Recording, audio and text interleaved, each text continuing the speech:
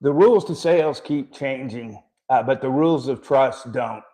Welcome to Bridging Generations in Sales and Outreach. I am your host, Butch Nicholson. And what we do on this show is we talk about how generations learn to interact with each other, learn how to build know, like, and trust, and learn how to meet the buyer where the buyer is, not where we wish they were. Um, so I'm happy today to have a good friend of mine, longtime friend, Thom Coughlin, on the show, and he can better tell you about himself than I can. So, Thom, tell the audience a little bit about your journey to where you got to today. Yeah, well, thanks, Butch. Appreciate you having me on the show and this opportunity to kind of just meet the audience, but really just talk a little bit about this. So Thom Coughlin. I was raised in extreme upstate New York, and I am the youngest of 13 children. I have 2 sisters and 10 brothers. Oh, that's kind of a normal way to grow up. Well, the interesting thing is you thought it was normal when you grew up, and then when you get a little older, you figure out it's not normal growing up in a family like that. Yeah. I've actually grew up in a family, gosh, with all those brothers, lots of competition, all the way from the time you were born until maybe about now. So yeah, but it's a blessing today. I still get to go back home, see my family in the hometown I grew up in, and but actually my journey has brought me down south as a young man at 22 years old, lived in Virginia, North Carolina, and then here in Atlanta since 2008.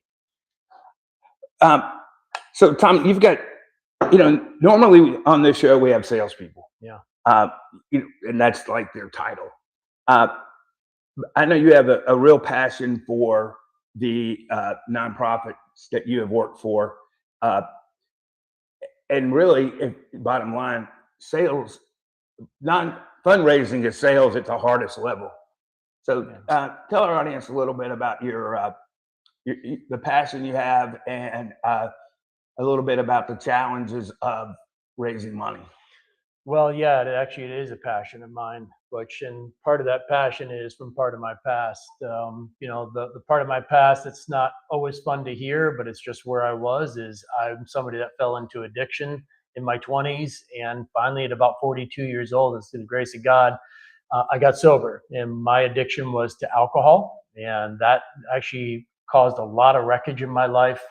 But at the same time, kind of the short story is it actually woke me up and be able to see life in a very different way than I've ever been. So how I got to here in my life, I've been through a lot of different sales. I think I came out of the womb selling. You had to sell yourself as young as the 13 kids, but it took me down a lot of paths. But getting into the recovery space, I've been able to work in this world either voluntarily or actually done the business side for literally the last 14 years. And today I do work for a recovery center, and it is a Christian recovery center that does take insurance, but at the same time, it doesn't cover a lot of the costs that the men can't afford out of pocket: housing, food, men who do need that type of help. And I get to be part of the team that helps bridge that gap today. So there's an absolute passion for me behind it because I've been there in a lot of senses. And so I've got a heart for those men. And so I love reaching out to our community, tell them about what the need is, how they can help meet it through either number 1, prayer, number 2, volunteering, and number 3, financial would be fantastic. So,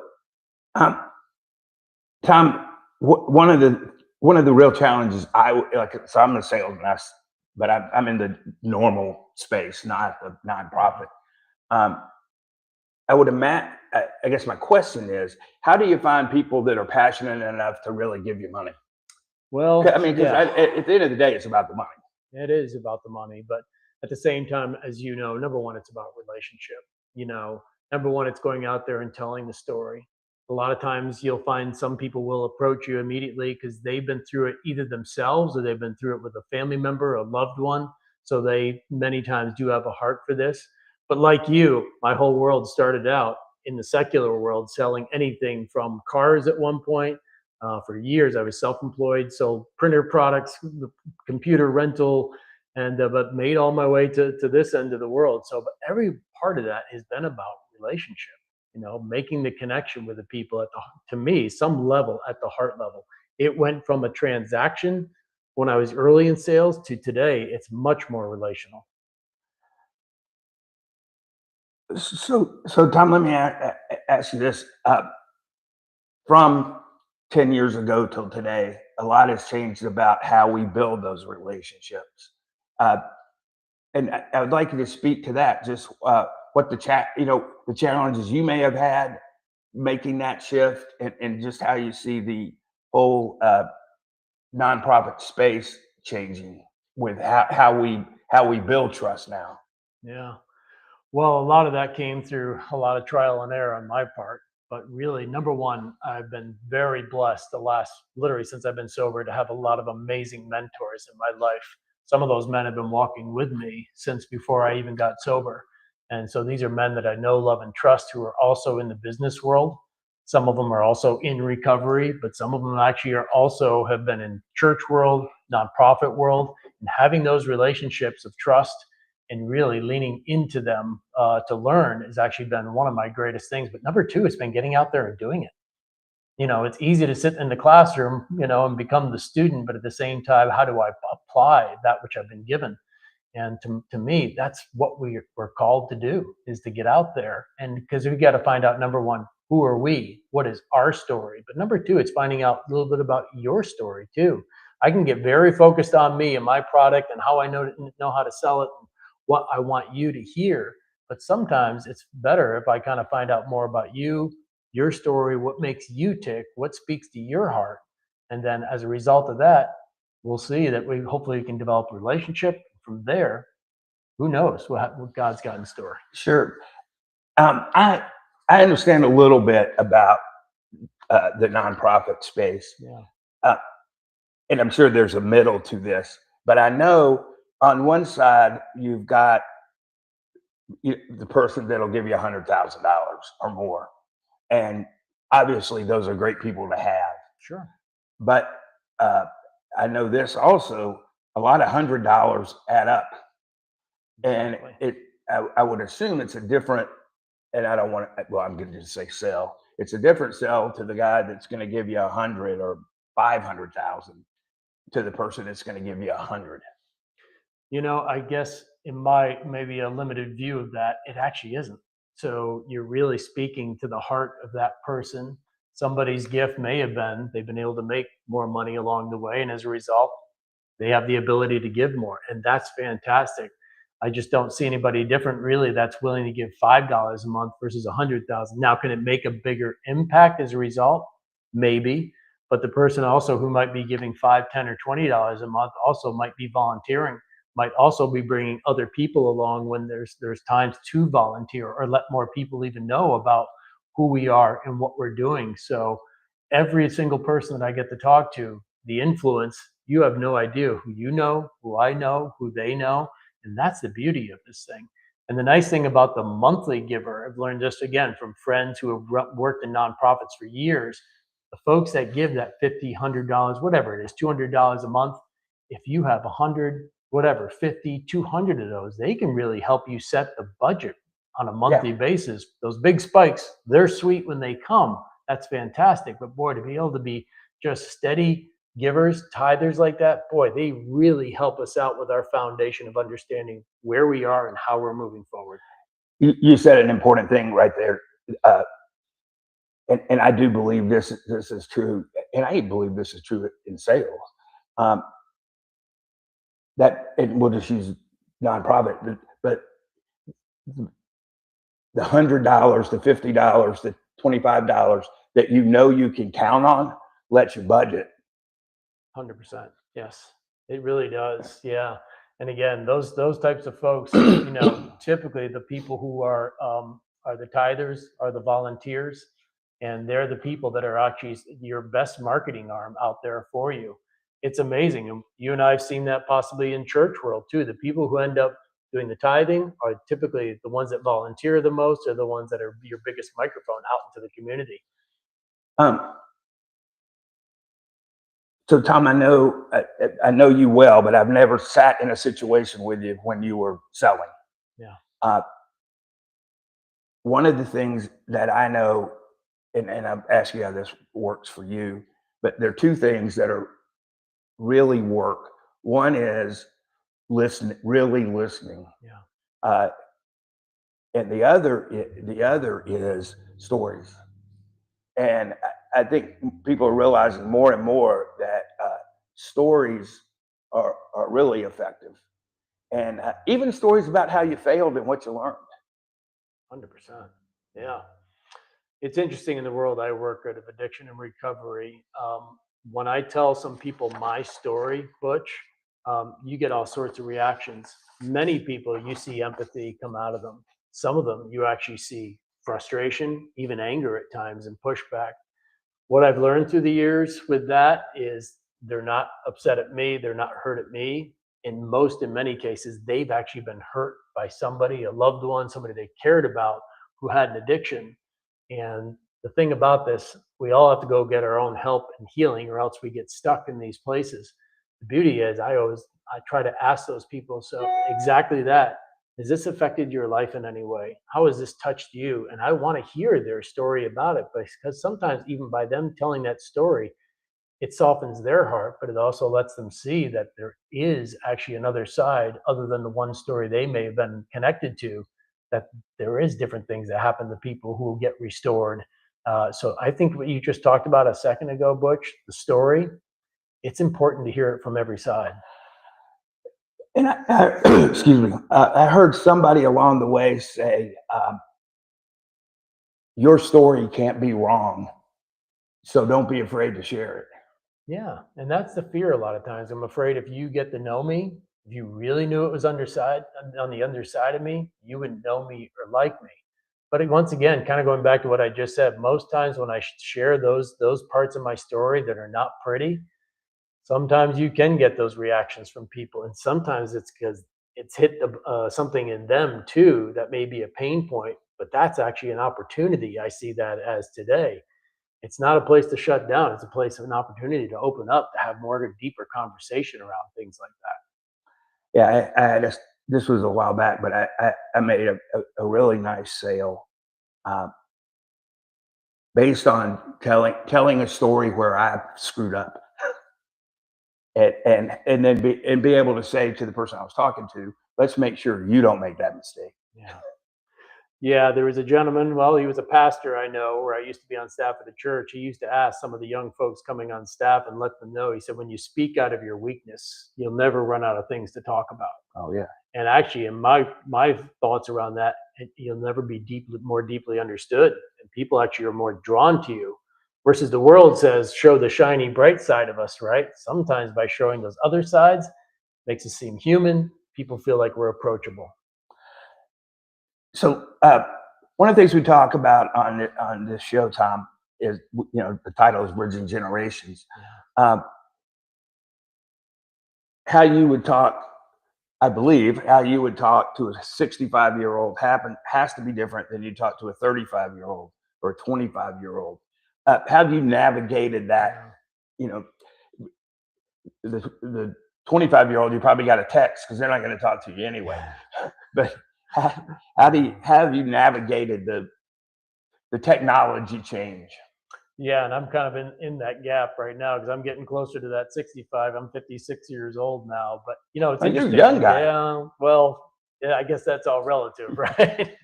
But again, growing up the youngest of 13 kids, I always felt like I was on the younger side. This is how my communication. It's interesting now moving through the years and just remembering when I was a young man how I wanted to be honored, be respected by folks who were older than me. So just trying to meet people where they're at is incredibly important. But hopefully we don't leave them where they're at. Part of what we get to do as older men is pour into younger men, but making sure we're not doing all the talking. Once again, this thing is so much about relationship. Because actually, I can learn as much from that 25-year-old today as a 56-year-old man than I can talking to a man that's older and wiser. These guys grew up with technology. They grew up with deeper understanding of Sure. things because they had access to than our generation did. So it's just really understanding that people, I'm no better. I'm just different. I have my own story, but they've got theirs too. And I think keeping that open and finding this authentic communication we can have between us, because you know what, at the end of the day, Butch, we have more in common than we do in differences. Sure. Yeah, across the board. Uh, So, Tom, I'm sure you've had this. One of the things I believe is that the bottom line of all sales is relationships, and that's how I've been successful. Um, and if you're actually in sales mode, it's easy. I mean, you're probably talking to the person once a week, but when the sale's done, you still have that person. You still have the opportunity to have that relationship. I know you're a great relationship builder. Uh, what do you? How do you maintain the relationships you have when there's no reason for a direct, you're not trying to raise money from them, you're not trying to get advice from them, and in those times where the relationship is just there. That was a very bad way to ask a question, but I think you got it Yeah, how do you keep the relationship when you don't need the right. relationship? Really, is what I think what you're asking. Again, I think part of this, Butch, and it's kind of we're kind of going back to the same thing again for me, but it's when I sit with people and I get to hear a little bit more about them, getting to know that story really builds a deeper friendship relation. It gets much more beyond the product that we're both trying to offer each other. And it just really offers this opportunity to get to know, what's underneath Butch, what's on the other side of him, what makes him tick. And again, going back again to what I just said too, I think there's more in common than there are differences, because I think in this world today, social media, all that, the news, we're always looking at the few bit of differences that are sprinkled in between us, to make things the upsets. I think when we find out a little bit more, kind of what's behind all that, but what do we all want? We as men want to be respected and honored. Women are much more in tune with safety and security, but we do have these common things. We want to be safe. We want to be needed. We want to be loved. And how do we do that? How do we get that more in tune? And I think, again, it's by finding the common ground with each other. Can we have differences? Yeah, that's okay. But the more I get to know you as a person, those differences are just that. And those are the things we can talk about and just have good communication. I think that's a big part of what we're missing in this world today. That's great, Tom. So, Tom, I'm gonna have two questions in one. uh, what advice would you give to a in the current fundraising world? What is one piece of advice you'd give to a 60-year-old, and what's one piece of advice you'd give to a 35-year-old that's in that Ooh, space? wow, that's a great question. Never thought about that. Yeah, the 30-year-old, I would say patience without a doubt. I mean, patience for everybody, but they may not have had that runway of a lot of relationships, through different jobs or different experiences, or had times at their church, or so it's going to probably take a little bit more time for the 30-year-old to do this. So I would say patience, number one, for that 30-year-old. Be willing to be mentored by one, two, or three people. I tend to kind of limit it down to about maybe up to three people in my life, because then I can get kind of too broad, too general. So that's number one. Interestingly enough, for the 60-year-old, I would say remain teachable. It's very easy for us to get locked into our wheelhouse and think, this is the way it happens, this is how it works. Hey, look at all the stuff that's coming on in AI right now. Once again, how could I learn from that 25, 30-year-old about how to use and utilize that? I finally just started using that just in the last 6 months in the fundraising world. How can I better myself? How can I, really ask better questions? Who should I be approaching? And it's really making a difference. So one question about AI, and AI obviously has its place, Absolutely. um, and we can't use our we can't lose our authenticity. I mean, if you just ask AI something and you come up with an answer and you send it to somebody, um, they're going to know it wasn't from you. If Uh, they know me well enough, absolutely. so how do you? I mean, it sounds like you're just getting into it, but have you seen the danger, so to speak, of becoming unauthentic by getting too much into the AI? No, again, in my experience, I think if we're using AI 99% of our time and we're just using it instead of growing, us as people, learning how to have relationship. Of course, we all get concerned about the young folks who only text nowadays. They won't pick up the phone sometimes when I call them. I work with a lot of young people that are actually in the recovery space. A lot of folks who come into this industry, they're in their late 20s, early 30s, and I want to talk. I want to communicate face to face, or at least on the phone. A lot of them want to text. So yeah, I would say the one thing for my generation, to lose this type of connection that you and I have got, where we can really speak into one another, I could see where a little bit of that would be lost. But it's also trying to find the benefit of each side, and how do we draw those closer together. I think that's huge. Um, so just from that, and I know from our conversations you believe this, but what what's your thought around why trust always needs to come before the transaction? Well, yeah, and then depending on the sale, some people have to have the product. So sometimes it doesn't can move past that pretty quickly.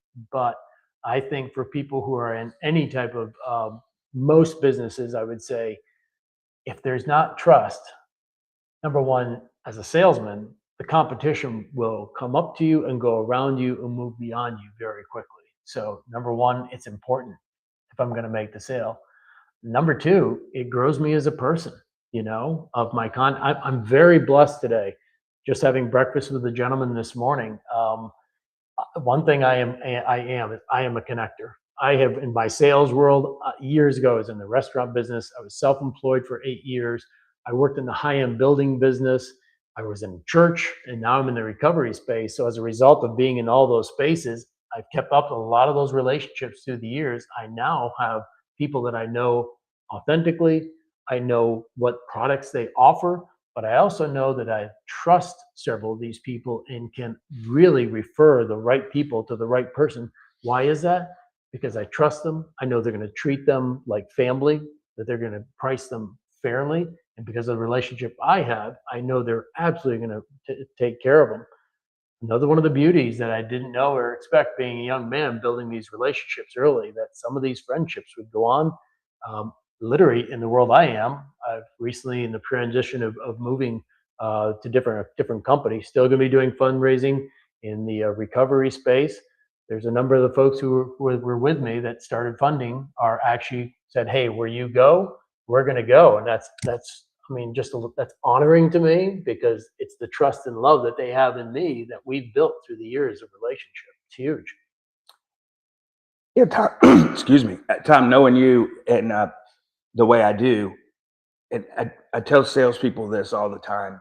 Uh, a, a very small percentage of buyers or givers, in your case, are ready to give at any moment. Um, but you want to be the one who stays visible, adds value to their companies, adds value to them, so that when that other 95% comes, you don't have to find them; Yeah. they'll call you. Absolutely. And for me, this may sound strange, but my CRM system has been my work Bible. It's the place I go to. It's where I literally keep all the information. The last time I spoke with them, what was the last contact? What was the last conversation? This isn't for me just to be inauthentic. I put them on the calendar next date. Well, do you remember? It's because I want to remember. Right. I want to find out what's going on with them. And as a result, having that ongoing system, keeping people in contact with them, and being the face, of whatever it is I'm doing, they'll always keep me in mind.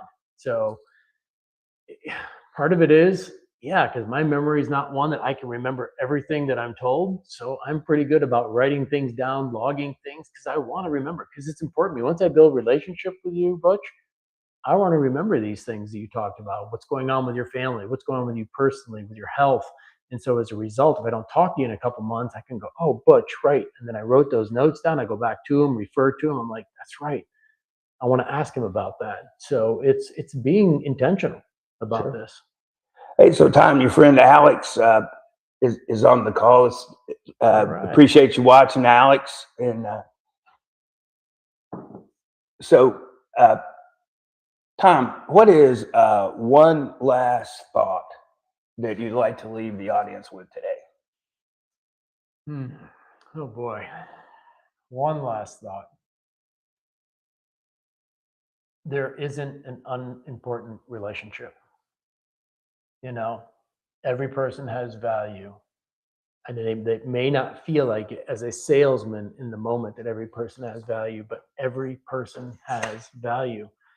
I am a believer. I'm that my faith just draws me that nobody has more or less or more importance than the other. And so whoever I'm in front of at that moment, that's who God's put me in front of. And I've given an opportunity to, number one, to get to know this person, and then hopefully an opportunity to be known. Those relationships have turned out to be some of the most beautiful things in my life. They literally, in my case, as a result of recovery, they probably literally, and I mean, really saved my life more than one way, physically, spiritually. So I will tell you, it doesn't matter if I'm with a donor who gives $1 a month or that big donor you spoke to. You know, they're a blessing. They're the people that God's put in front of me that day, and I get an opportunity, to build on something as a beginning or a building relationship. And I love those opportunities. Well, Tom, if somebody with $5 or somebody with $500,000 wants to get in touch with you, what's the best way for them to do that? Yeah, there's an email address I think they're going to put out there. It's my name backwards, Coughlin Thom at Gmail, and it's COUGHLINTHOM. No dots or anything like that. So CoughlinThom at gmail.com. Did you do that on purpose or just screw up sometime and that's what came out? Well, I tried to do it Thom Coughlin the other way. There's another Thom Coughlin out there that took, even Thom with an H, that took that. So yeah. But yeah, I love talking to people, whether it's a spiritual thing, it's about addiction, recovery. I've got resources in my world for literally men, women, young adults, even children that fall into this. But I've also got resources for the family members who don't know where to turn. Connected with over 100 treatment centers here in Atlanta, market, and beyond. So I just love being a resource for people. Well, I think you can tell how passionate Tom is. It's a blessing to me to have him in my life. So thanks for joining us on Bridging Sales and Outreach. Until next time, remember, revenue follows reputation. Go get them both. Thanks so much, Butch.